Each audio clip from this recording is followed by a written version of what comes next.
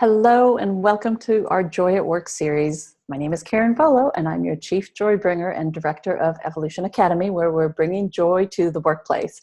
And I want to share with you in this series, we're on the fifth cultural key now. And the last cultural key that we found in our research when we were writing Engage is that companies that work with contribution really do amazing work. And what we mean by contribution is how you can connect the business to something that's doing good. It's almost, using business as a force of good. And when you have that way that you're contributing back to the community or to the world or to the environment or whatever scope you want to have where you actually connect your business, it actually brings meaning to the employees, and that makes them feel, we talked earlier about this connection, but it makes them feel connected and like what they're doing matters, and it makes it feel like it's giving them meaning and significance in life by working with an organization that's doing good things. And this is such a basic human need. If we look at Maslow's hierarchy of needs, we all want to feel like what we do matters. As an individual, human being who's breathing, we want to know that, gosh, what we do matters and it's making a difference in a positive way, right? For the majority of us. So this is where companies can step in and provide an environment where your employees can feel like, gosh, they can contribute and make a difference. And we have a little bit of a spectrum when we talk about contribution, because there's different levels of how you can contribute.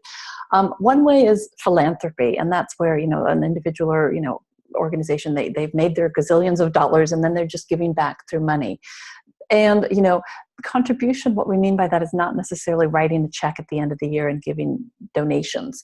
That's great and it's helpful, but it doesn't have that emotional connection. It doesn't really mean that much. It doesn't have a personal impact.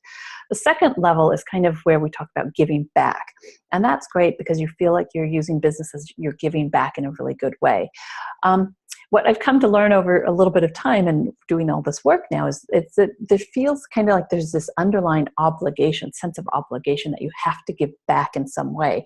So for example, if you have a mining company that, is closing down a mine after they've taken all the minerals out, and they go back and they give back by restoring the land and maybe developing a park and making it really nice so it looks nice after they've left and finished up with that mine. That's giving back, and that's great. Of course they should be doing something like that.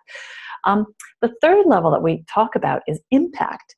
And this is where I see that companies can really have the biggest impact in working with impact. And that's where you are more proactively wanting to contributing and do things that are good in society, in the world, for the environment, whatever level you want to take it to. So attaching your business to something that gives meaning to others is a really great strategy for working with employee engagement, because like I said earlier, it gives them meaning, it makes them feel like they're connected on some level, and it turns them somewhat into raving fans about the organization as well. And I think right now, I'd mentioned this in an earlier video as well, but that businesses have an opportunity to step into a leadership role where we can help to solve a lot of these global issues that are happening in the world. And if you can find a way to attach or connect your business to something, and it doesn't have to be huge, again, I see a lot of companies that will do, say, for example, where they let employees go and have an afternoon off and go and talk at a local school, and just talk about their careers and what they're doing to inspire the students to say, oh, I didn't even know that career existed. There's one example. I've seen all sorts of different creative ideas where you can, have employees take a day off and they can go and, work with a charity. Patagonia is another company that we featured in our book Engage, and they allow their employees to take sabbaticals where they can take, a month or 6 months or a year, it doesn't matter how long, where they are actually able to go out and do something that means something to them. So for example, someone can go build schools in Africa, or they can, take a world trip or whatever. But those employees end up coming back so incredibly inspired and energized, and they have their job that they can come back to, or maybe, at least come back to the company.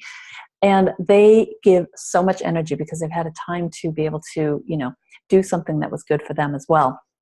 And then we come back to the individual level also, when it comes to contribution, because if you have a job, you're doing it for the money.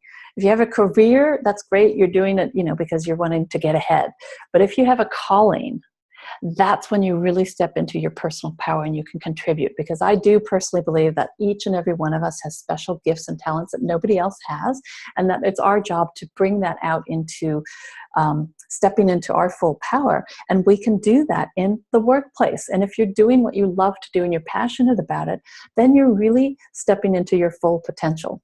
So I often will talk about, things on an individual level, team level, organization level, then we can take it up to the societal level as well. And we tend to work on the individual basis as well as the organizational level to helping people transform and how they're looking at things, how they're doing things, and how they're working in the world as well. So my challenge for you is think about how is it that you on an individual basis are contributing to your organization, and then also how is your organization contributing to make the world a better place? And if it's not, what can you do to start working with that, right? How can you start to implement that? So this is the 5th key of our 5 key series, and then I will be coming back to you with lots of other really interesting and engaging topics to talk about. So have a fantastic day, and we'll be in touch again soon. Take care now. Bye.